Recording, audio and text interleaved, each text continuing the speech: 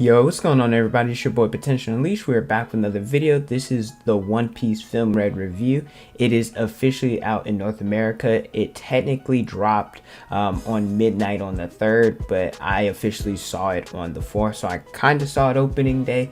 I guess you could say opening weekend. Now, this movie, before it came to North America, the box office numbers were in the 130 mil, which is really good because it's only behind Spirited Away, the Demon Slayer movie, Your Name, and Jujutsu Kaisen. I think it's at like 160 mil, around that range. So with the North America release and a bunch of other countries getting it, it should surpass Jujutsu Kaisen in terms of sales, which I am really excited about. As a One Piece fan, it being my favorite anime, that's nothing but good news.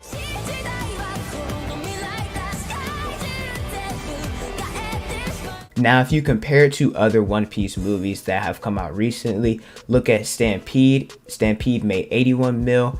Gold, it made 66 mil. Well, this is rough estimates, by the way. Strong World made 49 mil, and then Film Z around the 74 mil. When, like I said, as I'm recording this, it is at 136 mil, with it just happened to be opening weekend, so the numbers aren't all the way there yet. And to put this in perspective, the same company, which is Toei, that made Broly and the Dragon Ball Super superhero movie, they've already, well, Film Red has already surpassed those two movies. Now, I do want to say this is going to be a spoiler review. There's a little bit of stuff in the manga involved, and typically Oda doesn't like to put stuff that hasn't been animated yet in the movie, but he did a little bit of it. So I'm going to tell you guys this: if you guys have, or you guys are anime onlys and you haven't read the manga, you don't have to, but I suggest you read all the way up to at least chapter 1044, right? I think the cover page for chapter 1065, it kind of spoils or shows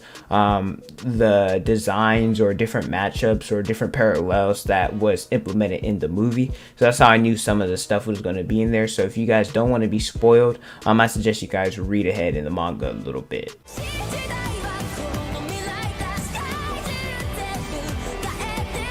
Here are my quick initial thoughts of the movie. I am slightly disappointed. Like I said, I don't think the movie is bad. I just enjoyed Stampede, Gold, Strong World more, right? I had really high expectations, where this movie, in my opinion, it didn't necessarily meet those expectations. And I think this movie was a little bit overhyped because of Shanks. We know Shanks is a very popular, very mysterious character with very little screen time. And I'd say in this movie, including the flashbacks and in real time, he did get a decent amount of shine. I'd say at least half of the movie. And I was expecting it to be my favorite One Piece movie, where it isn't. It's still top 5, but it's not as good as I thought it was going to be.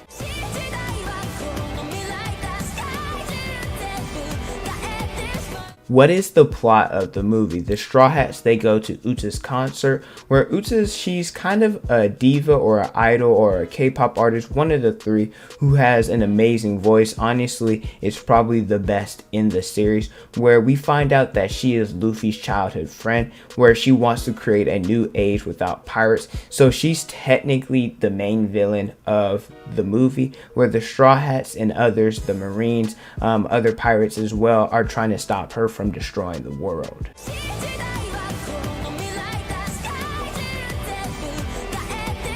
We're going to talk about Uta as a character. How do I feel about it? She is the main villain of the movie, where it's a 180 from where I thought it was going to be. Her being the main villain, I don't necessarily think it was a bad choice. I thought that we were going to have to save her, which I guess technically they did. But that, like, I thought it was going to be something similar to how it was at the beginning of the movie. We know that Uta is Shanks' daughter, where Shanks is a pirate that is respected by everyone, not just his strength, but him as a person and his character. Where I'm just going to say it, Uta, she was freaking crazy, I'm not going to lie. And the reason why she hated pirates was because of Shanks leaving her, and a little bit of other outside factors. We know that he left her because she had the Sing Sing fruit, and the Sing Sing fruit user who could sing top musica was able to force or summon the Demon King of Songs, where Shanks, not just he noticed it, but everybody noticed that she had a beautiful voice, and so he believed a little kid shouldn't be a pirate, thought it would be better for him to leave her because he said that singing wasn't a crime and he didn't want to burden her with having to be a pirate and going on the run, etc. Where Uta, on the other hand, wanted to be with Shanks regardless, where personally I think both were in the wrong. Shanks wasn't considerate about her feelings and thought what he was doing for her was better. Like I said, I don't think neither one of them were right, but if you look at it in hindsight, well, obviously Shanks would have taken her if he would have known that all of this was going to happen and the movie Red was going to happen. But she also saw other stuff, not just with Shanks, but how other pirates treated others outside of the world, and she realized, yo, like, not all pirates are like Shanks, not all of them are good either. But I will say, her forcing her new age on people, that isn't right as well, because some people enjoyed their lives regardless of pirates being involved. Now, she did have the sing fruit, which it allowed for her to sing to people, and it would put them to sleep in order to control the reality of the world that their souls were transferred to. And I found that was pretty cool, because at first I thought she was like in the real world, and like that was really strong in the real world, because she was able to trap some very strong characters on like the music sheet, or I guess notes. I don't really know, I'm not a music major or anything like that. She trapped people like Luffy, Zoro, Oven, Sanji, and Jinbei, which those are some pretty dang strong characters.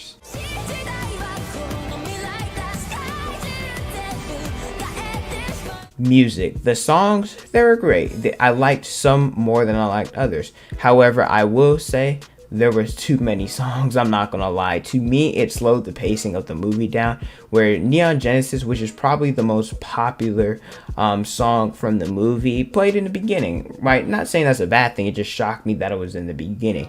But something that did shock me was there was probably, the movie's only like an hour and 50 something minutes long, and there was like 5 songs in the first 30 minutes where I'm sitting in here and the movie's legit like this. I'm like, okay, well, you know, are we gonna keep going with this music? Like I said, it's not bad. I just wish that they spaced it out a little bit more. The quality was really good, especially the visuals. Like, it looked like a K-pop music video where there was unique visuals, kind of like I was at a concert, which is what the movie was going for. So I think they did a good job with that. And the visuals, they portrayed her emotions pretty well. Whenever she was upset, sad, or depressed, there was darker, slower paced songs with the visuals being darker. And then the same with when she was happy, it was faster paced music and it was bright visuals.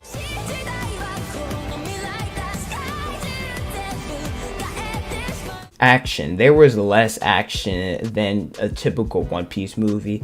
They did showcase the Straw Hats in the beginning. When you look at other movies, the Straws usually have quick one-on-ones or, you know, something like that to showcase their bounty, but they didn't show their bounties this time. But like I said, they did showcase the Straw Hats a little bit in the beginning. Now, in the middle of the movie, they had a little bit of action here. They're showcasing the Straw Hat strength. But like I said, they did fight less than they did in other movies, and that's not necessarily a bad thing. But I think they did this because they had to make up for time using the different music, or the music that was playing in the movie. And I will say this though, the ending battle was phenomenal. It was fire. It was kind of wonky because of like the different colors and stuff, but at the same time I really enjoyed it, right? They had to take down the Demon King of Song, and they had to take him down from different realities, one from the real world and one from, I guess, the music world, that's what we're gonna call it, where Katakuri was involved. So I love that. And the way that he worded what he was there, because we know Katakuri is known for his observation haki, his future sight, and how he worded it, he was like, yo, I can see through Brule's eyes only for a second. So that makes me feel like how they coordinated the attack, they had to, or some of the users had to have had future sight, and only characters like Katakuri, Shanks, Yasop, and Luffy noticed this, right? And Usopp did too, which is kind of making me like question it, but definitely those with observation haki or advanced observation haki were the ones coordinating the attacks. And I do like the fact that the red hair pirates and the straw hat pirates mirrored each other. When Luffy was like, let's get ready for battle, Shanks said the same same thing. And what I'm talking about is there was when they had to attack simultaneously, Shanks and Luffy, they attacked at the same time. Zoro and Ben Beckman, Yasop and Usopp, they all attacked at the same time. And there was like other characters, obviously like Sanji, Jinbei, all of that, but I don't remember who exactly attacked with who from like each respective pirate crews.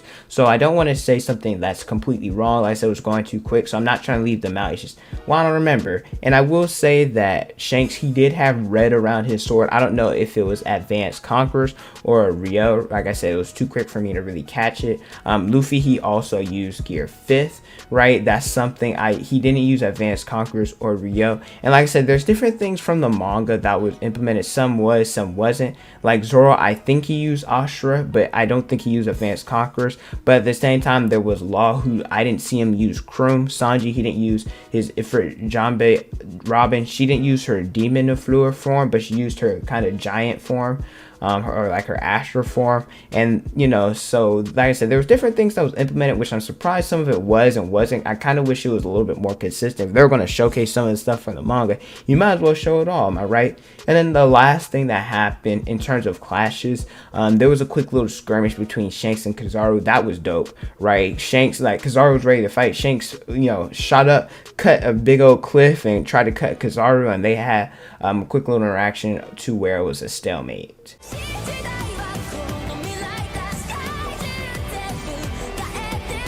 Characters, I will say Stampede did a better job with different characters getting a lot of shine, because Law and Katakuri, and even though they're side characters, I mean Law's dang near a main character, I guess you could say he's a main side character, they had very little shine. Like for example, Katakuri, he was introduced for like 15 seconds, then he didn't show up for like the last 2 minutes of the movie. And also I thought Kid, Hancock, or Saba would be in the movie, especially Saba because he's been in like the last few, but those are nitpicks and nothing serious. Like them not being in a movie doesn't make it any better or worse. They're just some of my favorite characters. Kobe, he had some shine, not gonna lie, he did a good job, made me like him a little bit more. I'm not the biggest Kobe fan, I'm not the biggest Kobe hater as well, it's just meh, but him in this movie, he did his thing. This movie made me definitely enjoy him more.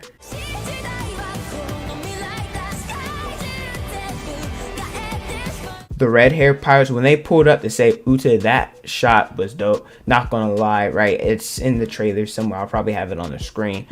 Shanks, he ordered his crew not to fight. Ben Beckman, he kept the order because somehow the crew was like getting pissed because he kept on getting hit. Ben Beckman was all like, bitch, you better not attack, you better not do nothing, right? Ben Beckman really did his thing.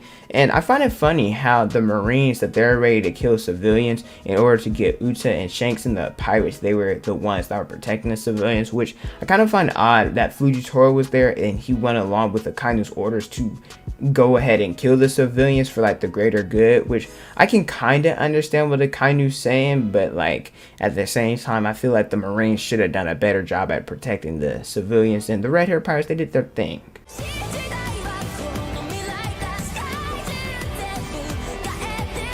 My final thoughts about the movie, it had a canon feel to it, even though it wasn't canon. Oda writing how Luffy and Shanks didn't meet was narratively genius. The fact that they were fighting for different realities showcased why they couldn't meet or didn't meet. So I think that was a phenomenal job of Oda in what he did writing wise. Fighting together, right, and it made me realize how much I'm excited to see top tier clashes and fights, right? Cannot wait for the final war. Shanks knocking out people with his hockey, knocked out all the Marines, had the Vice Admirals on their knees, or even Kizaru made mention about it. I can't wait to see the Straw Hats and the Red Hair Pirates meet, because Luffy's going to be able to present Shanks with a worthy crew, with all his crewmates being Shanks' equal or even better than Shanks, right? Now, I did have to sleep on it. This review is going up on Sunday. I saw it Friday night, and also I was home, but I want to like give my true thoughts about it, and I don't even think I did like the best job. I feel like I'm going to have to see it a second time, but I'm not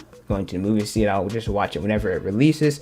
I give it a 7 out of 10. Not gonna lie, it was good, not phenomenal like I thought it was gonna be, and I'm not gonna say great, I just think it was really good. I'd see it again if like at the movies, if I was going with my friends, but I'm not gonna like go and just to see it by myself. I don't regret paying for it though. I think it was worth it. I do think that the JJK movie's better, and I'd even say superhero, it could be better. It's about what and what, a toss up for me. But in terms of One Piece movies, my favorite is Gold, then Stampede, and then Strong World, and then Red, where I love seeing Shanks. And if you love One Piece and Shanks, I think you should go see this movie. But this is my review for One Piece film Red. Let me know how you guys feel about it if you guys saw it in the comment section below. Thank you guys so much for watching. Don't forget to like, comment, and subscribe. Also hit the notification bell so you guys never miss out on a new video. Follow me on Instagram, Twitter, Snapchat, and TikTok is on the screen in the description below. Thank you guys so much for watching, and don't forget to unleash your potential.